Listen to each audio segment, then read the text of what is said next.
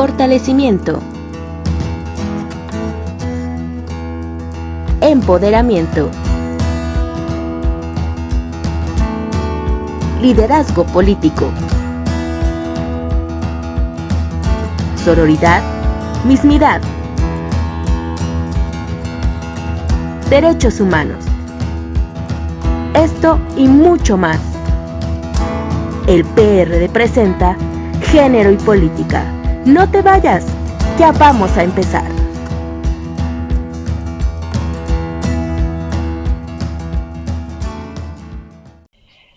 Cuando yo era chica tenía siempre algunos conflictos con mi familia. Yo soy de una familia numerosa de 4 hermanas y 3 hermanos, y yo no entendía por qué las mujeres teníamos siempre que hacer más trabajo que los hombres. Entonces siempre fue un poquito rebelde, pero no pensaba que esto tenía pues nada de niña. La única verdad es que me rebelaba porque decía, ¿por qué nosotras tenemos que hacer más trabajo? En ese marco, cuando fui después más grande y fui joven, empecé a leer FEM, la revista FEM, que fue para mí la Biblia, con lo cual me abrió los ojos al feminismo. Me fui a Europa becada y empecé a trabajar precisamente sobre el tema de la mujer. Trabajé sobre mujer trabajadora, y cuando regresé a hacer estudios de posgrado, yo me preguntaba qué es lo que podíamos hacer en México para ayudar a las mujeres, para ayudar y hacer un proyecto que tuviera realmente impacto. Y fue cuando descubrí que lo más importante, que quién podría darme esas herramientas si no son las expertas y los expertos. Y es así como conocí y decidí trabajar con la Convención CEDAW, porque es la Carta Magna de los Derechos de Mujeres, y decidí ver cómo el Estado cumplía o incumplía con este mecanismo. Es así como pasé de aquella niña rebelde a feminista para interpelar al Estado en el cumplimiento de las recomendaciones internacionales.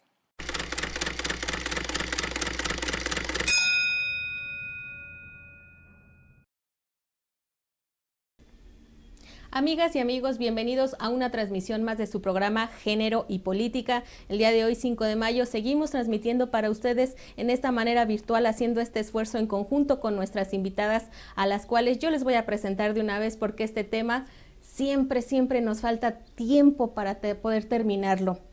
Hoy vamos a hablar, fíjense ustedes, acerca de los derechos de las mujeres, particularmente acerca de la Convención para la Eliminación sobre todas las formas de discriminación hacia las mujeres, la CEDAW por sus siglas en inglés.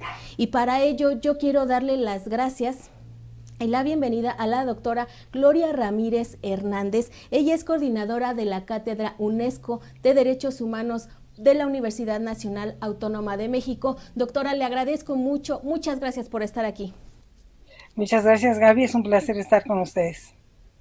Muchísimas gracias, doctora, y asimismo quiero presentarles con mucha alegría, porque siempre es un gusto saludar a Claudia Castelo Rebollar. Ella es dirigente nacional del Partido de la Revolución Democrática, es activista y defensora de los derechos humanos de las mujeres de toda la vida. Muchísimas gracias, Claudia, por estar con nosotros el día de hoy. Gracias, Gaby, por la invitación. Saludo con mucho gusto a la doctora Gloria Ramírez. Muchísimas gracias, Clau, y muchas gracias también a ustedes que nos están viendo en estos momentos. Córranle a compartir el programa para que se nos unan más mujeres y puedan aprovechar que ahorita pues estamos todavía en casita en esta cuarentena. Aprovechemos el tiempo para informarnos acerca de estos temas. Y bueno, sin más preámbulos, sin más presentación, yo quisiera que le entráramos al tema, si ustedes me lo permiten, y quisiera preguntarles lo siguiente: ¿por qué esta convención sobre la eliminación de todas las formas de discriminación hacia la mujer, vamos a resumirlo y de aquí en adelante llamarlo como es CEDAW, es considerada la Carta de los Derechos Humanos de las Mujeres? Doctora, si usted me haría el favor de contestarnos esta pregunta. Creo que sí, mire, las mujeres vivimos históricamente un rezago en muchos ámbitos, particularmente en el ámbito de nuestros derechos. Esto quiere decir que durante siglos fuimos rezagadas, no accedimos al derecho a la educación, al derecho a la participación, dependíamos siempre o del marido, y no teníamos nosotros el ejercicio de todos los derechos. Es en este marco que que conforme hasta el siglo XX, de lucha de las mujeres y sobre todo a las mujeres sufragistas que exigían el derecho a la participación política. La creación del Estado moderno se nace bajo y la exclusión de las mujeres. Es hasta el siglo XXI cuando las mujeres accedemos a derechos y se van construyendo una serie de normas para lograr la igualdad. Se decía, tenemos que lograr la igualdad. Eso lo lograron las sufragistas, que lograron el derecho al voto y a la educación, porque no teníamos derecho a la educación.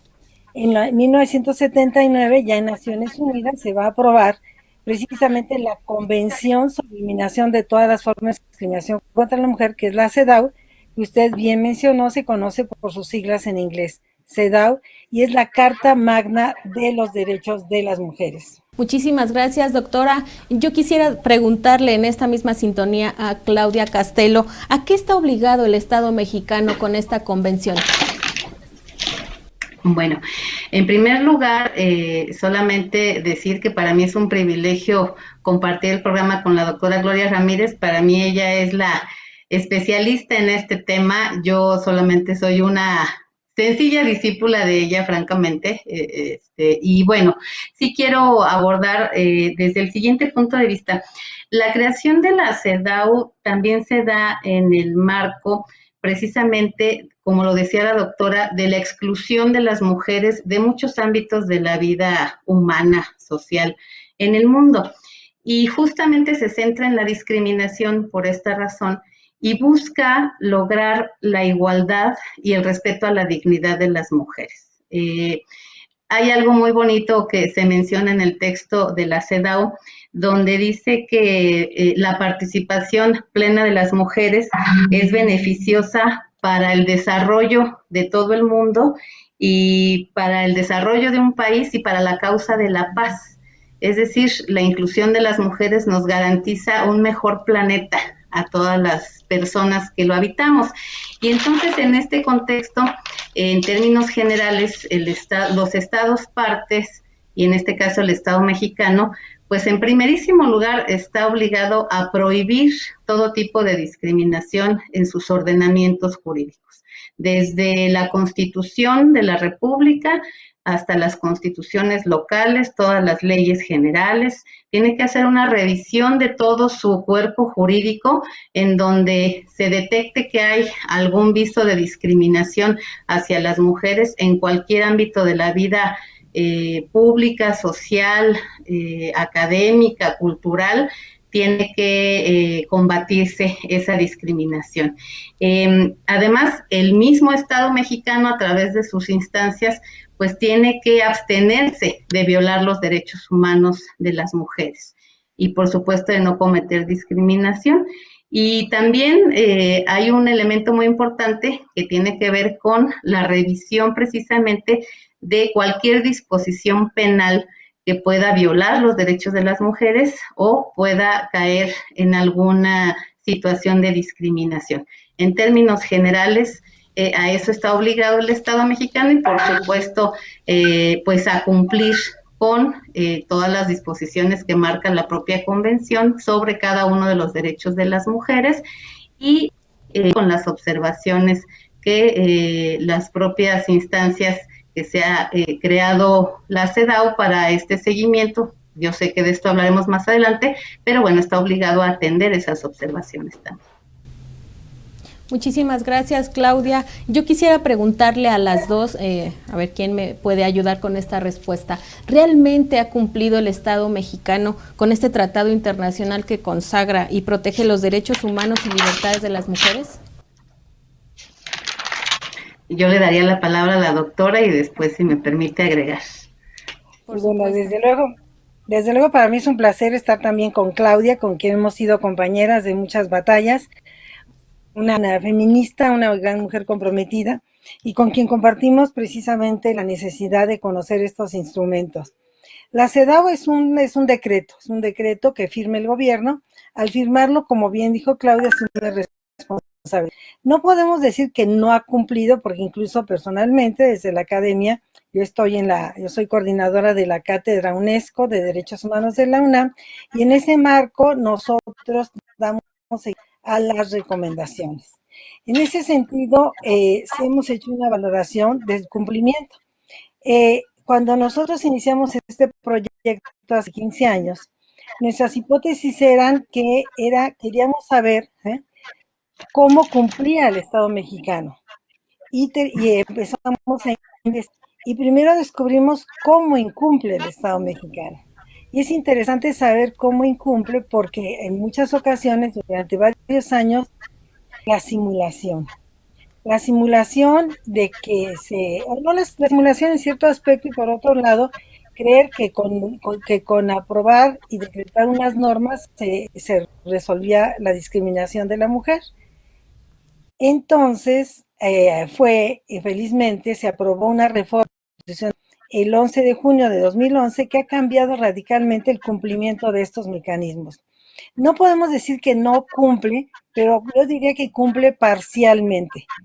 El Estado debe cumplir en sus 3 niveles, como comentaba, en sus 3 poderes, cada entidad federativa lo mismo, o sea, el ámbito legislativo, el ejecutivo, el judicial, desde el ámbito federal al estatal al municipal, y todas, incluso hay responsabilidades para sociedad civil, que en realidad quien tiene que cumplir con las responsabilidades es el Estado.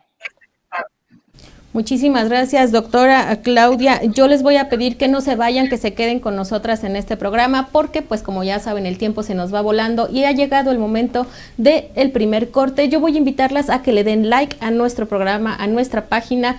Déjenos sus comentarios, de verdad que son bien recibidos las observaciones, qué les gusta, qué no. Este es su programa, es para ustedes. Ayúdenos a construirlo, por favor. Quédense en casa, seguimos en esta situación de contingencia, por favor, cuídense mucho. Vamos a ir un corte, pero no se vayan porque ahorita regresamos.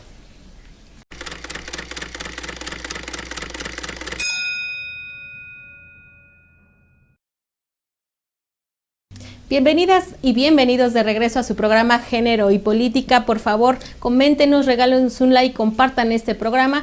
Bueno, pues como ustedes saben, estábamos hablando acerca de los derechos de las mujeres, específicamente sobre la CEDAW, con nuestras invitadas que tenemos el día de hoy, invitadas de lujo, por cierto. Yo quiero que lo sepan, que es un esfuerzo que hacemos en conjunto y que ellas nos regalan su tiempo para poder hacer posible este programa, aún en la sana distancia. Aquí estamos y aquí están con nosotras. Muchísimas gracias por eso. Y bueno, si les parece, vamos a continuar con este segundo segmento. Bueno, la CEDAW cuenta con 2 mecanismos para supervisar su observancia. Uno es su comité y el otro es su protocolo facultativo. Pero ¿qué les parece si hablamos primeramente del comité, cuya función es examinar los informes que de los gobiernos en el cumplimiento de ser realmente garante en el ejercicio pleno de los derechos de las mujeres? Yo quisiera preguntarles qué observaciones hizo el comité de la CEDAW en la revisión del último informe que presentó el Estado mexicano. Si me ayuda, doctora o Clau, sí, ¿quién me ayuda, por favor? Mire, doctora, adelante. El mecanismo de seguimiento es el comité, no es el protocolo facultativo. El protocolo facultativo es otro decreto que tiene su propia lógica, permite quejas ante el comité CEDAW, también da la posibilidad de que el comité pueda hacer una visita en el lugar donde se está cometiendo una violación, por ejemplo, de comisiones graves. Quiero decirle que la primera vez que se utilizó el protocolo facultativo, que es una normativa que México visó y ratificó, entonces vino a México, a Ciudad Juárez, el año 2003, y hizo una visita en Ciudad Juárez por los graves casos de feminicidio. Entonces el protocolo facultativo es una norma complementaria a la norma que es la CEDAW. El comité CEDAW es un comité formado por 23 expertos y expertas que son de diferentes países, pero que ellos deben de ser independientes, ninguno debe tener un compromiso con ningún estado, y son los que dan seguimiento al cumplimiento de lo que se llama recomendaciones. Como usted ya utilizó el término, las recomendaciones al Estado mexicano. Desde 1998 a la fecha son 201 recomendaciones que ha dado a México. En el último informe son más de 70 y México ha tenido que dar informes y ahora presentar, porque es su obligación, porque los tratados internacionales, de acuerdo al artículo 1 constitucional, están al mismo nivel de la Constitución y se deben de cumplir. Hoy no es a ver si lo cumplimos o no lo cumplimos, sino es una obligación cumplir con esas recomendaciones. El gobierno ha presentado informes y ha cumplido con algunas, pero se necesita dar un seguimiento realmente, ¿no? Porque en muchas ocasiones el cumplimiento, como yo le decía hace un momento, ha sido parcial. Es decir, no cumple y no con todos los elementos que demanda la Convención CEDAW.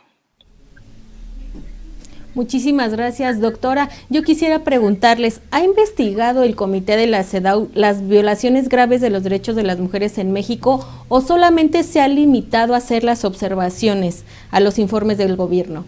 Sí, el comité CEDAW no investiga. De hecho, va el informe del gobierno y va informes de la sociedad civil. Quiero decirle que lo que no se solicita, se sustenta y se pide al comité CEDAW no se otorga. El comité CEDAW no viene a investigar a México, no tiene esa competencia, sino recibe información y de acuerdo a lo que uno le presenta, el comité va a hacer recomendaciones. Por eso exige un procedimiento pues bastante complejo, porque además el comité, la información que recibe tiene que estar sustentada, la del gobierno y la de sociedad civil. Entonces el gobierno de México entrega un informe cada 4 años de los que ha avanzado, porque en el ámbito diplomático se habla de avances, y la sociedad civil hace otro informe, que en el americano se llama contrainforme.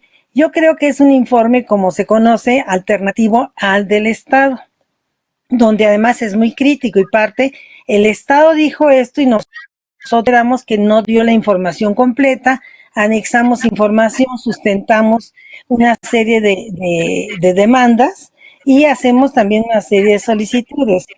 Entonces, CEDAW tiene un mecanismo que es el comité que recibe estos informes, que discute con el Estado, que lo va a sentarse y hacerle una serie de preguntas. Con sociedad civil también se sienta en Ginebra, después de que recibió los informes, hay un día que y el resultado del análisis del informe del gobierno, de escuchar a sociedad civil, de leer los informes de sociedad civil, de discutir con ellas, de hacerlo, entrevistarse con las expertas, estas 23 que forman el comité, emana de ahí las recomendaciones. Muchísimas Yo gracias, quisiera doctora. agregar, Gaby. Adelante, Clau. ¿Sí se puede? Bueno, Sí, yo quisiera enlazar lo que nos comenta la doctora precisamente con la pregunta del cumplimiento, ¿no? En el 2018, efectivamente, hay recomendaciones, como lo dice la doctora, que desde mi punto de vista tienen que ver también con recomendaciones de años pasados. Es decir, me parece que el Estado ha sido omiso en algunos temas de manera muy marcada. Por ejemplo, en lo que tiene que ver con el tema de la estrategia de seguridad nacional que ha afectado de manera particular a las mujeres. El comité ha recomendado que se haga una revisión de esta estrategia de seguridad y que también haya perspectiva de género en la propia estrategia, porque esto de atacar al crimen y a la delincuencia organizada también ha afectado de manera particular a las mujeres en sus derechos humanos, a la vida, a la seguridad, etcétera. Entonces, existe una recomendación en ese sentido y pues esta recomendación viene desde 2012. ¿No? En cuanto ya se vivía este tema de la guerra contra el narcotráfico, por ejemplo, ha afectado diversos derechos humanos de las mujeres. El comité de la CEDAW ha sido reiterativo en algunos aspectos, sin embargo, aún en la actualidad, salvo mejor opinión, yo creo que la estrategia no se ha modificado en beneficio de las mujeres. Eso por un lado.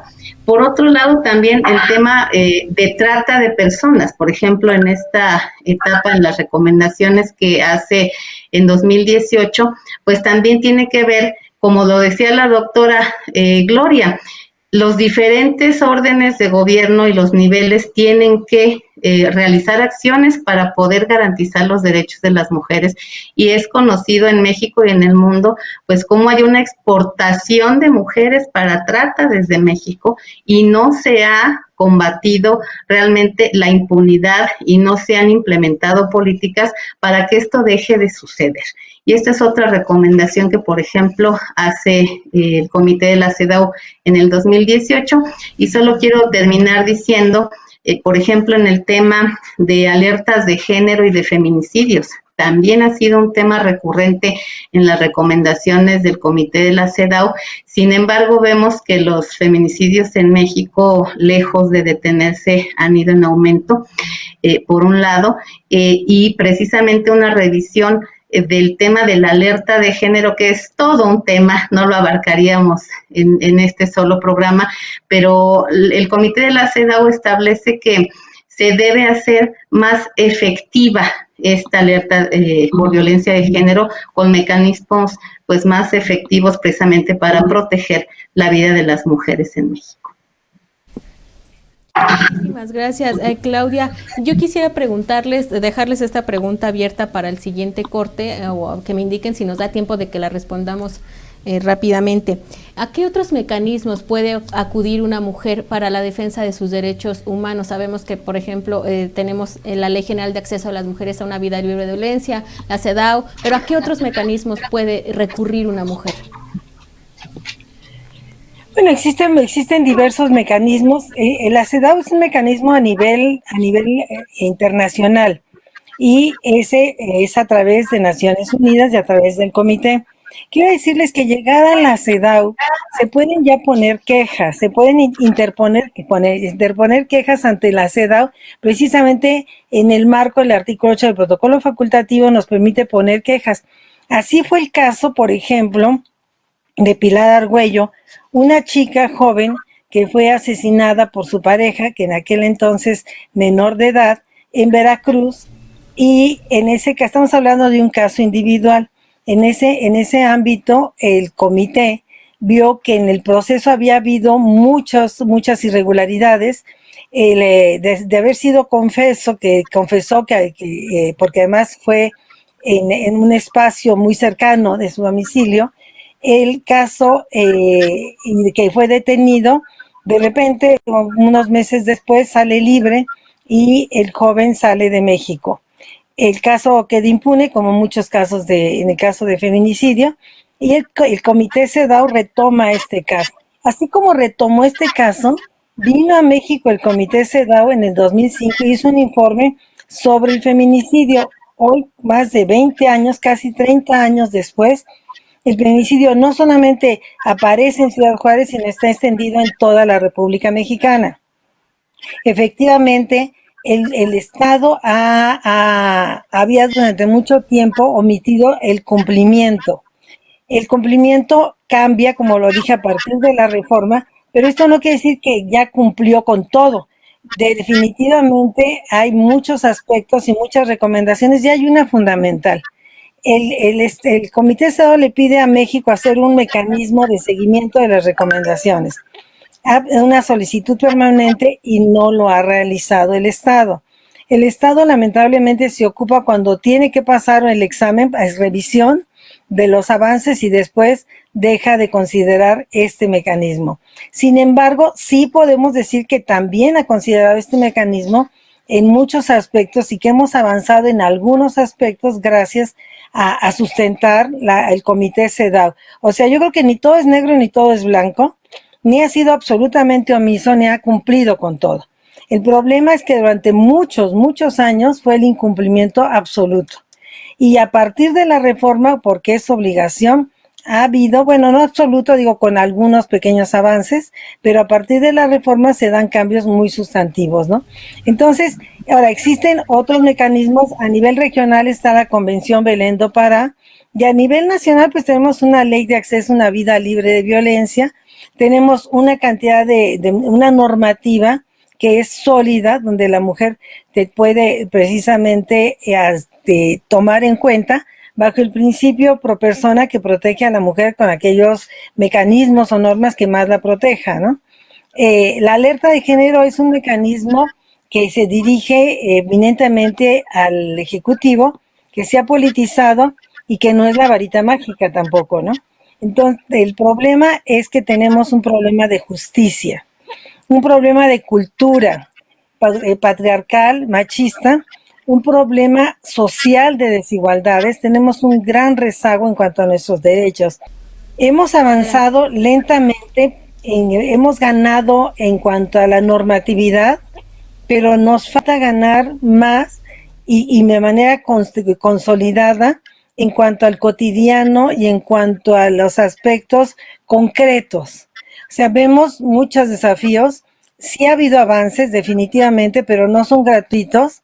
Son gracias al movimiento feminista y a los movimientos de muchos actores, pero también tenemos muchas resistencias. Y sobre todo, pues las posturas conservadoras son tremendamente reaccionarias contra el acceso de las mujeres a sus derechos, ¿no? Es un batallar diario, cotidiano, y que siempre está en riesgo. Así es, doctora. Pues, si me permites, Gaby. Mujeres... Sí, adelante, Clau, por favor. Perdón. Lo que pasa es que es bien importante lo que está diciendo la doctora. Efectivamente, ni todo es negro, ni todo es blanco. Lo que está en el centro del asunto es la misoginia que sufrimos las mujeres en todo el mundo. Y por supuesto que en nuestro país pues no es la excepción, porque yo quiero, digamos, reforzando lo que la doctora ha dicho, las organizaciones de la sociedad civil, las feministas, pues han empujado precisamente con la CEDAW en la mano, ¿no? Es decir, las feministas hemos trabajado por los diversos derechos de las mujeres ya con un instrumento de defensa, con un instrumento que menciona claramente cuáles son los derechos humanos de las mujeres, y hemos ido de la mano muchas veces con las propias instituciones para alcanzar la igualdad precisamente en la norma, como lo decía la doctora. Ejemplo de ello, pues está la paridad recientemente, el tema de la violencia política, por ejemplo, es una alianza entre mujeres, instituciones, sociedad civil, academia, etcétera. O sea, es un esfuerzo mayúsculo el que se hace y en el que existe el concurso de todos estos actores, ¿no? Entonces, sí reconocer que no todo es negro o blanco, que hay alianzas que se tienen que tejer para poder avanzar en los derechos humanos de las mujeres, y que efectivamente una cosa es el tema institucional para combatir la misoginia y para poder avanzar en nuestros derechos, y otro el tema estructural de la sociedad, ¿no? Donde decía la doctora, bueno, el día a día, la tolerancia social a la violencia, a la estigmatización, etcétera, pues es todavía donde nos falta mucho escarbarle, trabajarle para poder progresar en nuestros derechos, ¿no? Pero bueno, pues ahí vamos poco a poco. Así es, Clau, ahí vamos poco a poco, y como ya escucharon, mecanismos hay. México tiene muchísimas leyes para la defensa de los derechos de las mujeres, pero hace falta emplearlas, hace falta que conozcamos nuestros derechos y sobre todo que los exijamos. Así que yo las invito, y los invito también, porque esto también es una cuestión de hombres y mujeres, más de mujeres por supuesto, a que nos informemos. El conocimiento de verdad viene a reforzar nuestro empoderamiento, y es siempre poder. La información es poder. Eso se los dejo como mensaje. Antes de irnos, por supuesto, al corte, las voy a invitar a que compartan este programa, que nos sigan en nuestras redes sociales, y asimismo también a las redes sociales de nuestras invitadas que están con nosotros el día de hoy, para que si tienen alguna duda, algo en lo particular que a mí se me haya olvidado preguntarles, por favor escríbanles o escríbanos al programa, y con mucho gusto les hacemos llegar su pregunta. Vamos a un corte rápidamente para regresar con la ruleta del empoderamiento.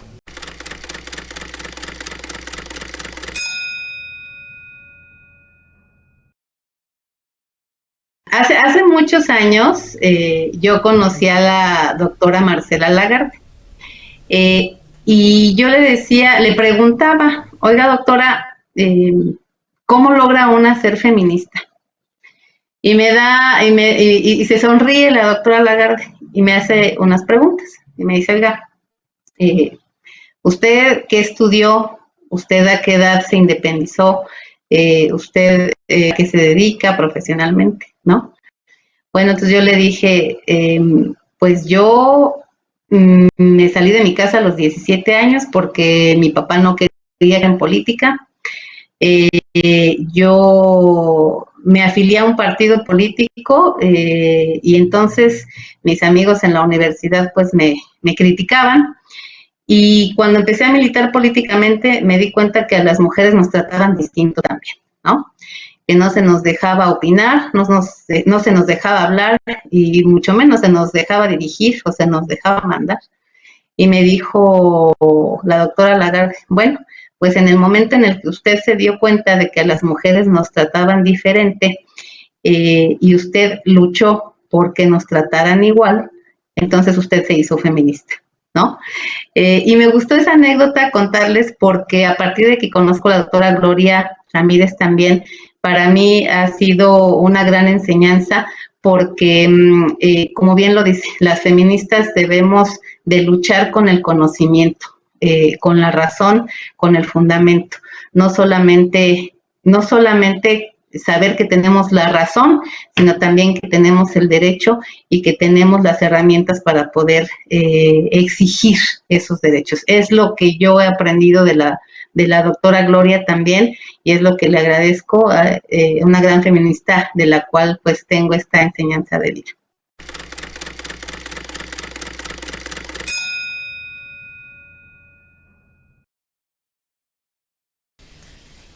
Amigas y amigos de Género y Política, ya estamos de regreso con ustedes en la ruleta del empoderamiento, a la que yo voy a invitar. Primero, ¿qué les parece si invitamos a la doctora Gloria? ¿Les parece bien, doctora Gloria, que sea la primera en tirarle la ruleta?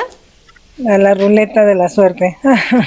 Adelante, pues, producción, échenos esa ruleta, por favor. Ahí está, aquí la tenemos. Y yo, doctora, pues, a la sana distancia voy a tirar por usted con mi manita santa. Tiramos la ruleta.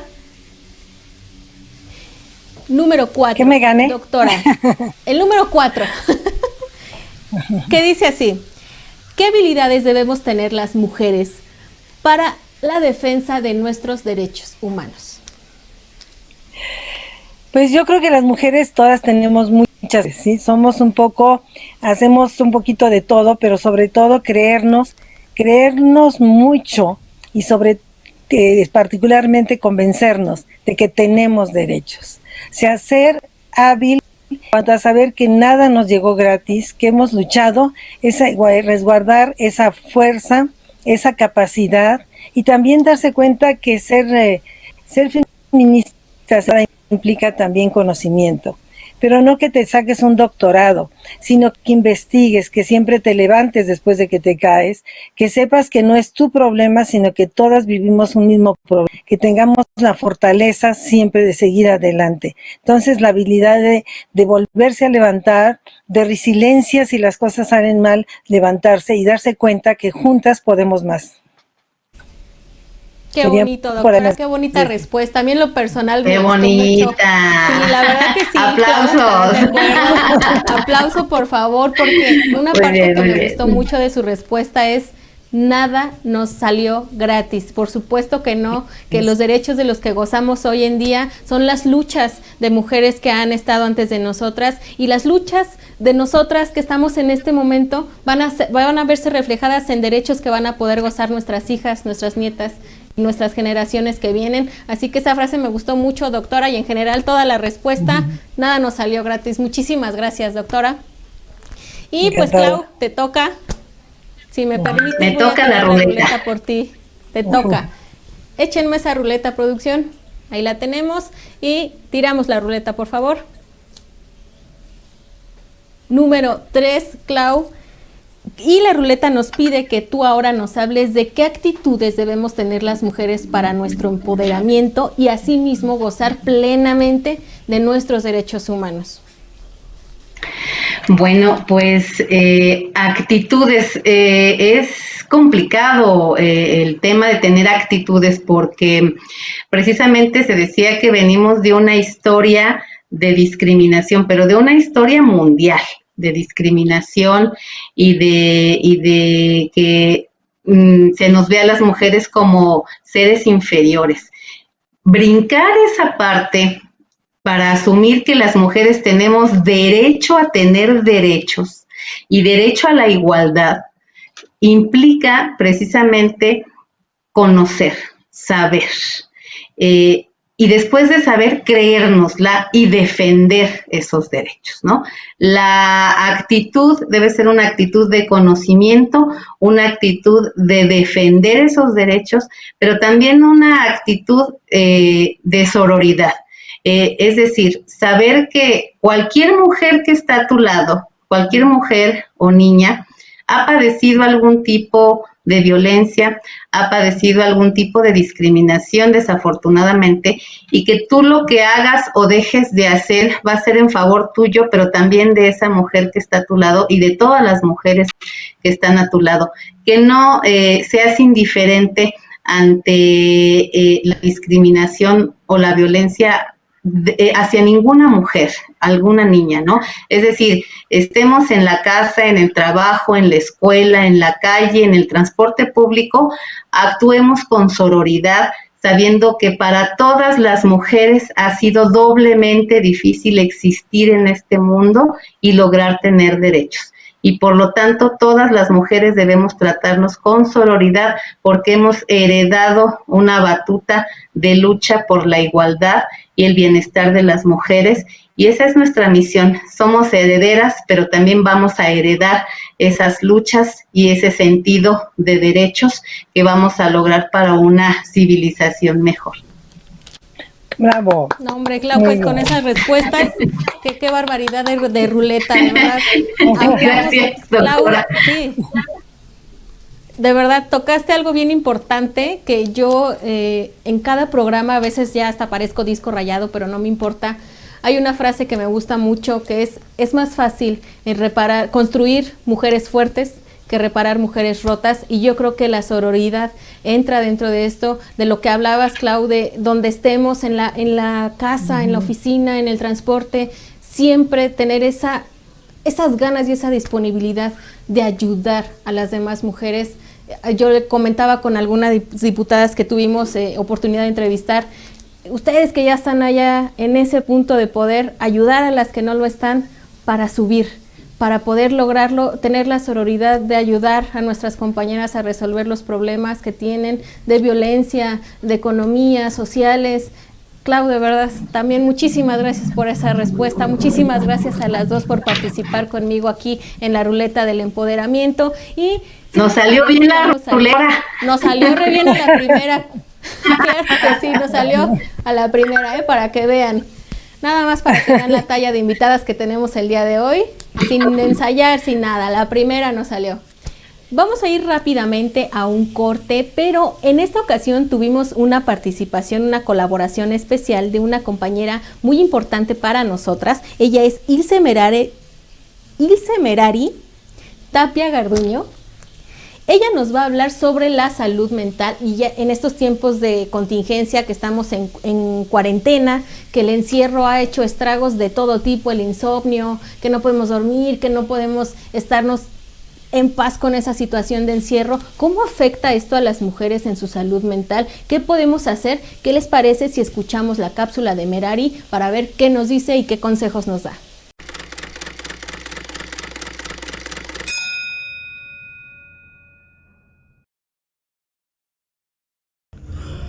Hola amigos de Género y Política, ¿cómo están? Yo soy Merari Tapia, soy psicóloga, y el día de hoy quiero platicar con ustedes acerca de algunas recomendaciones que podemos llevar a cabo para poder cuidar nuestra salud mental durante este proceso de cuarentena. Si se han dado cuenta, seguramente ya con los días que llevamos encerrados, hay como varios procesos que se van modificando, por ejemplo, nuestros horarios, tanto de alimentación, de sueño, etc. Algunos están haciendo home office, algunos otros están trabajando con sus hijos desde casa, ahora que les están mandando las tareas, y al final creo que son actividades nuevas que se están como intentando estructurar. Ayer leía como una frasecita que me gustaba mucho, que decía que no es que estábamos trabajando desde casa, sino que estábamos en casa intentando trabajar, y esa es una realidad. Entonces estamos intentando acomodar nuestros tiempos a cómo se están presentando las circunstancias. No son sencillas, pero creo que estamos pues poniendo de nuestra parte y entendiendo que cada quien tiene un proceso diferente, un estilo de afrontamiento distinto, que solamente hay que, dentro de estos procesos individuales, hay que intentar mantener cierto control para que entonces no las cosas se pongan como más graves después.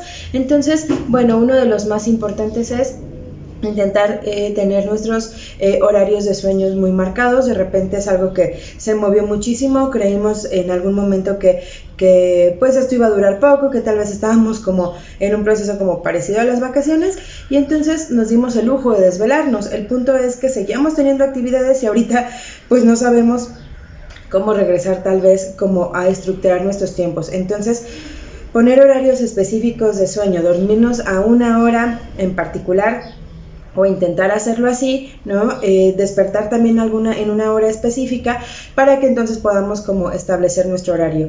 Tratar de separarnos un poco tal vez de televisor, computadora, celular, que nos roban como mucha energía, ¿no? Sino pues recurrir a cosas naturales que nos permitan regular el sueño, hacer meditaciones, etcétera. La otra es darnos como horarios específicos para hacer nuestras actividades, tanto de trabajo como de comer, como de esparcimiento, incluso estando en casa.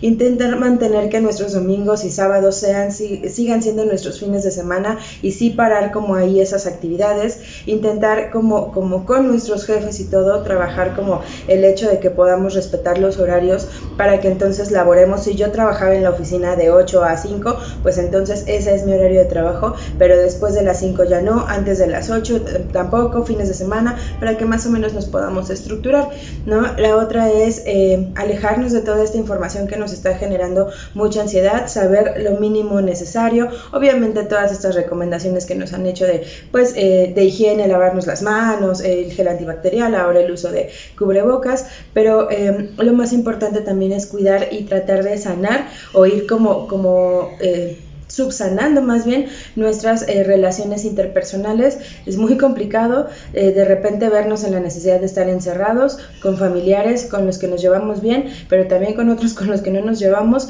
y que no sabemos qué hacer. Entonces pues vamos mejorando un poco como la comunicación y respetando los espacios de los demás. Nos estamos viendo en las siguientes cápsulas con diferentes temas. Espero que les funcione la información. Cuídense mucho y que tengan una gran semana. Nos vemos. Bye bye.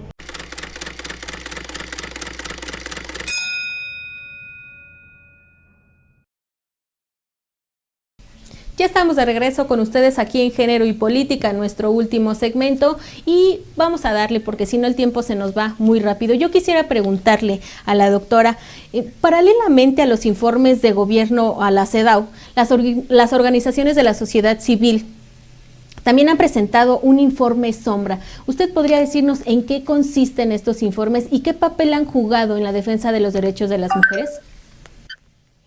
Mire, realmente estos informes sombra son muy importantes porque los organiza, los elaboran la sociedad civil. ¿Quién es la sociedad civil? Organizaciones no gubernamentales, la academia, porque también participamos desde la academia diversas feministas académicas que tienen investigaciones.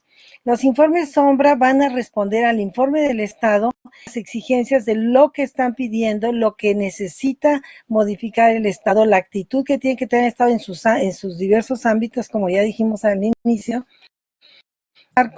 No es un solo informe.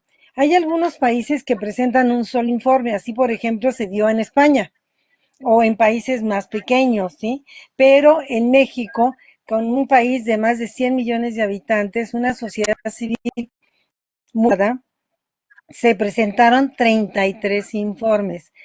Es raro que se presenten tantos informes, pero cada 4 años cambian ciertas modalidades. Ahora, en los últimos informes que se presentaron, eran informes que nada más tenían que tener un cierto número de páginas, muy pequeño, un número pequeño de palabras, en compactar y resultaron informes, muchos de ellos temáticos. El número de informes da cuenta también del número de agravios que tenemos las mujeres en México. Así, por ejemplo, hubo un informe que presentó CIMAC sobre la situación de las mujeres periodistas, o sea, las están asesinando a las mujeres, la situación de las mujeres indígenas, las mujeres rurales, en torno también al difícil acceso a los derechos sexuales y reproductivos, donde se está denunciando y se está reiterando que el Estado mexicano no cumple con la que le exige al Estado que despenalice el aborto. No solamente no lo despenaliza, sino mete a la cárcel, y eso se llevó también a un número excesivo de mujeres que están por haber abortado en cualquier condición que sea. O sea, la mujer no tiene acceso al aborto, entonces toma sus propias medidas, y generalmente son las mujeres que están en una situación más débil, quien a veces accede a abortos que no son cuidados y les deja la vida en ese momento, ¿no? Entonces, los informes sombra se hicieron 33, nosotros en las Derechos Humanos de la UNAM, con el apoyo de la Federación Mexicana de Universitarias y con el apoyo de muchas organizaciones civiles e instituciones académicas, más de 200 organizaciones, elaboramos 6 informes. Estos informes se iban del tema de mujeres y migración, mujeres encarceladas por aborto, hablamos del feminicidio, del problema de la desaparición, pero estos informes tienen que ir sustentados. Como mencionaba también, desde luego, analizamos y solicitamos presupuestos para prevenir, para investigar, para sancionar y para reparar el daño, y que las instituciones cumplan con su labor, ¿no? En el ámbito legislativo, ejecutivo, judicial y en los 3 niveles de gobierno. Es decir, son informes muy valiosos que ponen el dedo en dónde están los mayores agravios y las violaciones de los derechos de las mujeres, para pedir que el Comité CEDAW emita recomendaciones al Estado mexicano. Muchísimas gracias, doctora. Clau, ¿tú qué nos puedes comentar al respecto de estos informes sombra? Rápido, no tengo mucho más que agregar. La doctora es experta en todo el procedimiento de lo que tenga que ver con la CEDAW. Yo solamente un comercial. Yo pertenezco al Frente Feminista Nacional, y en este frente, justo en este año, hemos elaborado un informe alterno, Beijing más 25, porque, bueno, pues también hay que atender a la plataforma de acción de Beijing.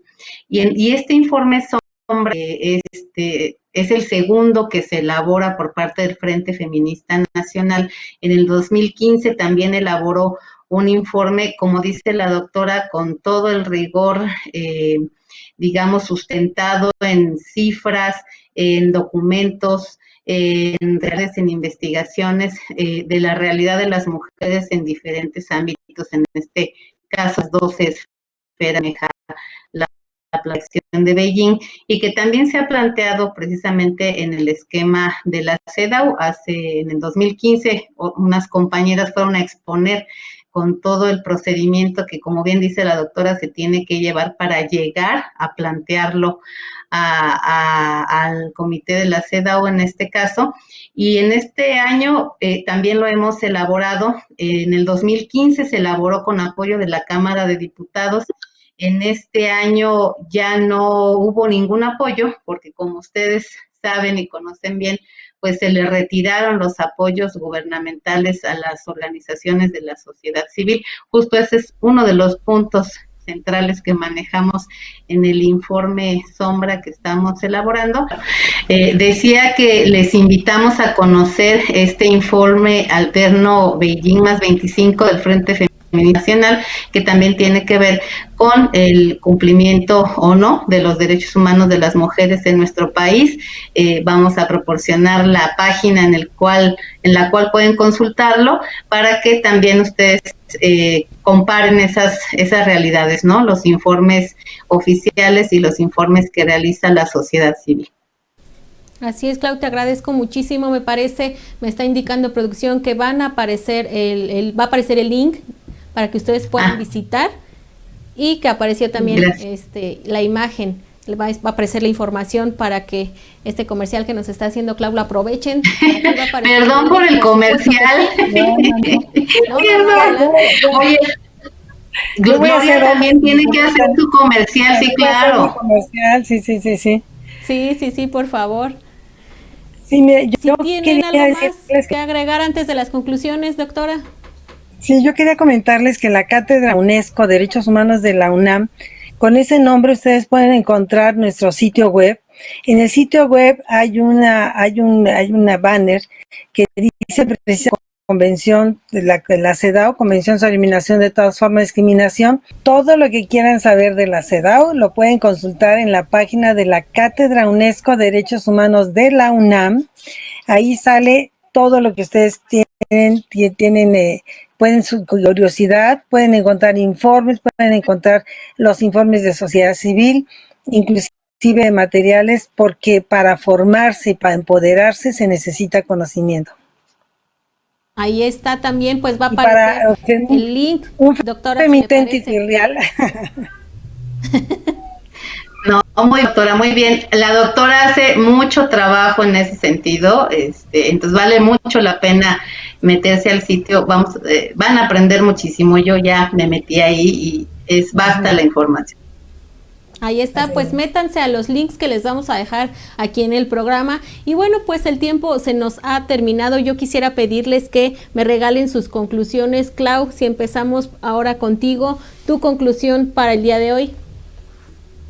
Bueno, pues solamente agradecer a Género y Política la invitación al programa. Por supuesto, ha sido un deleite compartirlo con la doctora Gloria Ramírez. Decía yo que es la máxima especialista en el tema de CEDAW desde mi punto de vista. Y solamente decir que los diferentes espacios en que las feministas trabajamos es muy importante que demos a conocer precisamente la convención, la CEDAW, para que las mujeres todas en el ámbito en el que nos desempeñemos sepamos que tenemos derechos, sepamos que aspiramos a la igualdad y que tenemos que trabajar por ella, hombres y mujeres, y que hay que conocer estos derechos y hay que asumirlos como bandera, como sociedad, como país, para que ya no prive la impunidad y la injusticia para las mujeres. Hay que conocerlos, hay que difundirlos y sobre todo hay que defenderlos. Muchísimas gracias, Clau. Doctora, su conclusión, por favor. No, yo ratifico todo lo que mencionó Claudia en este momento y les quiero decir que la Convención CEDAW es una convención muy importante. Es una convención que nos puede ayudar a hacer una hoja de ruta en nuestras actividades, independientemente del ámbito en que nosotros trabajemos, nos sirve, nos orienta, nos da el fundamento, nos da las bases, nos da las herramientas para poder exigir esos derechos, porque para exigir derechos tenemos que tener, y eso el feminismo lo aprendió desde hace mucho tiempo, elementos, fundamentación, explicaciones. No basta decir tengo derechos, debería de bastar, pero lamentablemente no basta. Pero si nos encontramos en un ámbito profesional, este mecanismo nos va a servir, necesitamos aplicarlo, necesitamos hacer que lo respeten, es obligatorio, como dijimos, y tenemos que empoderarnos de él y que aplicarlo, porque no se puede avanzar si no defendemos de manera permanente nuestros derechos. La CEDAW es una herramienta insoslayable. Muchísimas gracias, doctora. Yo quiero agradecerle su participación, su esfuerzo a las dos por estar el día de hoy con nosotros aquí en este programa que estamos grabando a la sana distancia, porque pues como saben, estamos todavía en esta situación en la que pues lamentablemente se desarrolla, se da de una manera muy exponencial la violencia intrafamiliar, la violencia contra las mujeres, y es un hecho lamentable. Yo quisiera que antes de irnos me regalaran una opinión acerca de este tema, de esta situación que se está dando a lo largo de esta epidemia, de esta cuarentena y de este aislamiento social que nos ha llevado pues a lamentablemente tener estos casos a la alza. Ante la situación y ante esta contingencia, el COVID-19 lo que representa es un riesgo muy fuerte para los derechos de las mujeres. No solamente la amenaza a la violencia, que ese es un punto que efectivamente todo el mundo tiene un consenso sobre lo que representa y lo que puede representar, sino al ejercicio de todos nuestros derechos. En el plano económico, los primeros trabajos que se van a perder son los trabajos de las mujeres. Las mujeres son las que regresaron a casa con los hijos, las que se volvieron la maestra adjunta porque te han tenido que acompañar a los hijos, las que tienen que dar de comer, limpiar la casa, y no se ha escuchado una voz de compartir estas tareas porque hay una responsabilidad de los dos, del padre y de la madre. Un problema de sobrecarga de trabajo, un problema económico porque su trabajo, ¿cómo va a estar trabajando desde casa si tiene que cuidar a sus hijos, además volverse la maestra y la profesora adjunta? Un problema de salud porque además en los estados, en el Distrito Federal tenemos la posibilidad de que el aborto está despenalizado, pero ¿qué van a hacer las mujeres cuando es obvio que se van a dar situaciones en que va a haber un mayor número de mujeres que decida interrumpir su embarazo y no tenga esa posibilidad, quizás ni siquiera de comprar pastillas de anticonceptivos, ¿no? En el plano económico estamos en riesgo y en el plano de igualdad. La voz de las mujeres no se escucha en el plan de urgencia sanitaria. La voz de las mujeres es casi inexistente. Pues estamos dando retrocesos cuando hemos ganado un lugar en todos los espacios y hemos ganado la paridad y no están las mujeres en las decisiones más importantes que tienen que ver con la urgencia sanitaria en todos los planos. Estamos perdiendo y podemos perder en el plan de igualdad. Es muy grave la situación, pero va a ser más grave para las mujeres y tenemos que estar muy atentas a poder parar, ¿sí?, este retrocesos que estamos visualizando y que estamos incluso algunos viviéndolos día a día. Así es, doctora. Clau, ¿tú qué consejos podrías darle a las mujeres en estos momentos tan difíciles? Suscribo todo lo que ha mencionado la doctora Gloria Ramírez. Efectivamente, en esta etapa tan difícil de COVID-19, hay es decir, los derechos de las mujeres se violan, pero en serie, ¿no? Como lo decía ella, el encierro, el hacinamiento en muchas ocasiones, las mujeres que trabajan en el trabajo informal, que tienen que salir y además atender ahora la carga de trabajo que hay en la casa, es una carga social que pesa sobre los hombros de las mujeres y que debiéramos como sociedad estar poniendo el ojo. Creo yo que en esta etapa de crisis es cuando se agudizan y se hacen más visibles las desigualdades entre mujeres y hombres. Aquí empieza a brotar todo lo que dice la doctora, la carga de trabajo en la casa, y ahora somos maestras adjuntas, pero también psicólogas, pero también doctoras, pero también corremos a ver, encontramos el medicamento, etcétera, etcétera. Entonces, ante este escenario, yo lo que diría es que no nos desmovilicemos las feministas. Estamos en nuestras casas, pero hay redes sociales, hay información que compartir, hay que hacer militancia digital, no nos desmovilicemos, no nos paremos, como decía la doctora, está el riesgo de retrocesos en nuestros derechos humanos, no lo permitamos, debemos de mirar hacia adelante y al contrario, que esta contingencia sanitaria, que esta pandemia nos enseña a la humanidad que las mujeres hemos estado sometidas y cargamos con el peso del funcionamiento del mundo, y que eso se nota y que eso es injusto y que eso debe corregirse. Que se note, que se vea, alcemos la voz y no nos desmovilicemos.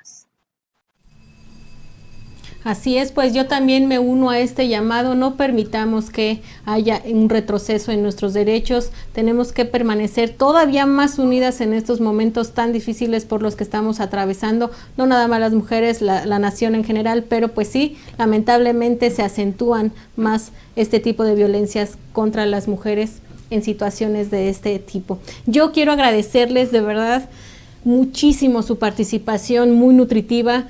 en este programa es fundamental contar con participaciones como las de ustedes para que las mujeres tengan esta información acerca de estos temas que, pues como bien decimos, contribuyen al empoderamiento y al fortalecimiento de los derechos de las mujeres. Claudia Castelo Rebollar, muchísimas gracias por estar con nosotras. Gracias a ti, Gaby. Te agradezco muchísimo, de verdad. Muchas gracias, no, ha sido un placer estar contigo y desde luego con mi querida Claudia, siempre en estos espacios y levantando la voz en todos los, desde los rincones hasta por internet.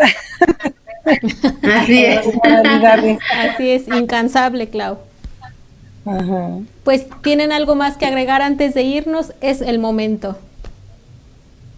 No, pues solo decir que podemos abrazarnos a la distancia, abrazarnos entre mujeres, abrazarnos defendiéndonos, visibilizándonos y realmente, decía yo, pues defendiendo nuestros derechos, dándonos cuenta del mundo en el que vivimos y que seguro de esta contingencia tenemos que salir las mujeres a vivir un mundo más justo, un mundo mejor.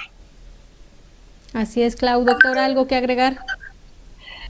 Pues nada más agradecerles la necesidad de levantar la voz, de que todos los espacios efectivamente podamos estar atentas y sumar esfuerzos, que desde todos los diversas instituciones, organizaciones, partidos políticos, tenemos que sumar esfuerzos en evitar los retrocesos y como bien dice Claudia, nos abrazamos y pronto nos abrazaremos más porque vamos a superar esta crisis.